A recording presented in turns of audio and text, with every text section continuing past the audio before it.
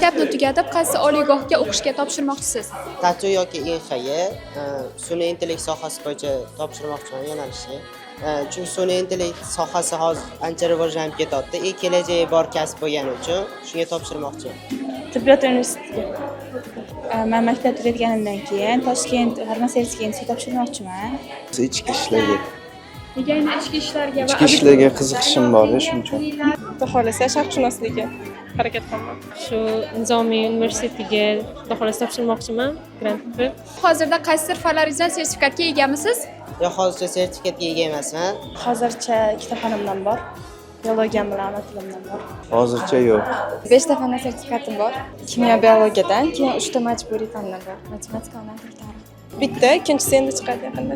Sefirim ingliz tilida ona tili sefirim bor. Xudo xohlasa chiqadi. Abituriyentlik davri sizdan necha yilingizni oldi? 2-3 yil oldi. 2 yil, 3 yil oldi. 3 yil. Gdeta 2 yilladi. Talabalikdan siz nimalarni kutyapsiz? Talabalikdan hamma narsa, orzu, maqsad, hamma narsani kutaman. Bilmadim endi talaba bo'lsak bilamiz-da uni. Kelajakka bo'lgan katta ishtiyoqlarim, chet elda o'qimoqchiman, xudo xohlasa. Yaxshi o'qish, ichki ishlarga kirish, o'zim yoqtirgan alanimga kirish.